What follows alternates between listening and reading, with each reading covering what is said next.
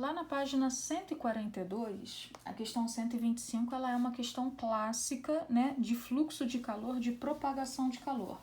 Ela fala o seguinte: uma das extremidades de uma barra de cobre de 100 centímetros de comprimento, né, o comprimento dela, né, eu vou entender como a sua espessura, porque é ao longo do comprimento dela que ocorrerá a propagação de calor, e 5 centímetros quadrados de secção transversal, a área dessa barra, 5 centímetros quadrados, está situada num banho de vapor de água sob pressão normal e a outra extremidade numa mistura de gelo fundente. Então, ó, uma extremidade eu tenho gelo, né? Se é gelo fundente, ele está a 0 graus Celsius, e a outra extremidade eu estou num banho de vapor. Então, esse vapor ele está a 100 graus Celsius. Despreza as perdas de calor pela superfície lateral da barra, aí ele dá a condutibilidade térmica do cobre, né, o qual essa barra é feita, 0,92 calorias por segundo por centímetro grau Celsius. E aqui eu já observo o seguinte, né, a minha espessura e a minha área, elas estão na unidade de centímetro e centímetro quadrado. Aqui está centímetro também, então tudo bem, não preciso trocar ninguém.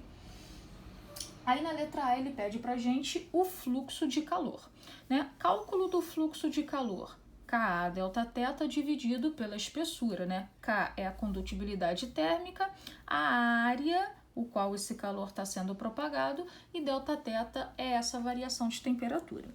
O que eu tenho que observar, né, antes de simplesmente chegar e aplicar essa equação, é como esse fluxo de calor acontece.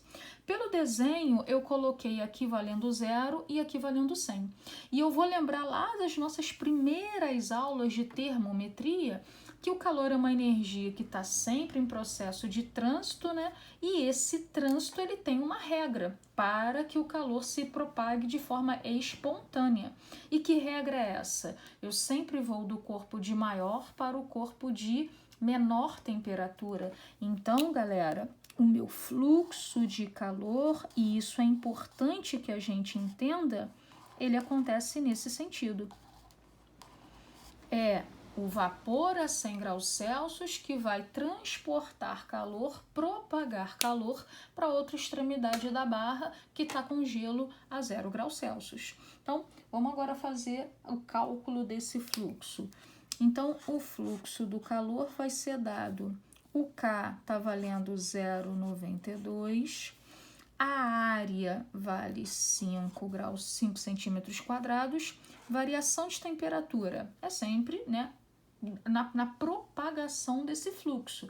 Então, é 100 menos 0 dividido, né, qual é a espessura ao qual esse calor está transitando. Ele vai transitar numa espessura de 100 centímetros. Aqui, 100 menos 0 dá 100, dividido por esse 100,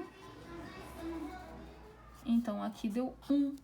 Então, o meu fluxo de calor ficou 0,92 vezes 5, que dá 4,6. E aí, fluxo de calor, né, é a mesma coisa que potência térmica, mas para que a potência, né, estivesse em watts, eu precisaria que aqui estivesse em joule, e não está. Então, esse fluxo é 4,6 calorias por segundo. Então, a cada segundo que passa, né, o vapor está enviando 4,6 calorias para outra extremidade que está em contato com o gelo. Então, essa é a nossa letra A.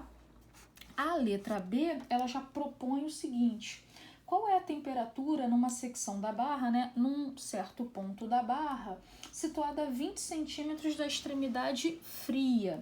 Toma cuidado com a pergunta, né? Ele está me colocando uma situação que está aqui, por exemplo.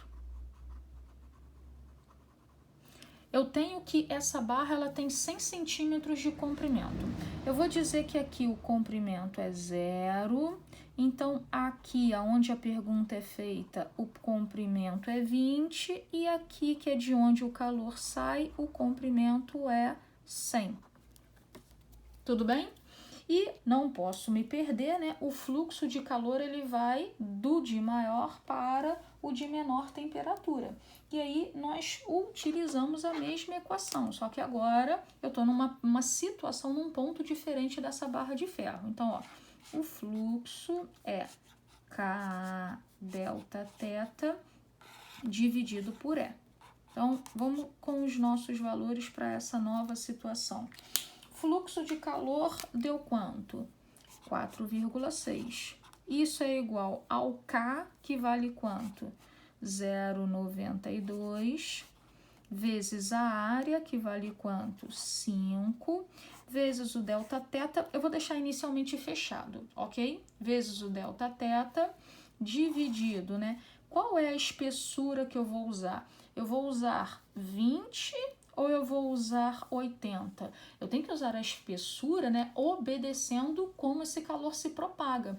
Esse calor vai do 100 ao 20, então a espessura que eu vou usar é a de 80 centímetros. Eu tenho que obedecer essa propagação de calor. Então, ó, vamos fazer conta aqui. Então, ficamos com 4,6 é igual 5 vezes 9,2, nós já fizemos essa conta. Dá exatamente o 4,6 vezes delta θ dividido pelo 80, que é a espessura. Vamos simplificar isso aqui. O 4,6 morreu, então eu entendo que a variação de temperatura dá quanto? 80. E que variação é essa? É sempre, né, do maior para o menor, então vai ser quanto? 100 menos a temperatura que eu quero saber, que é no ponto 20, é igual a 80, então menos θ é igual a 80 menos 100, então menos θ vai dar menos 20, então neste ponto da barra a temperatura está valendo 20 graus Celsius, ok?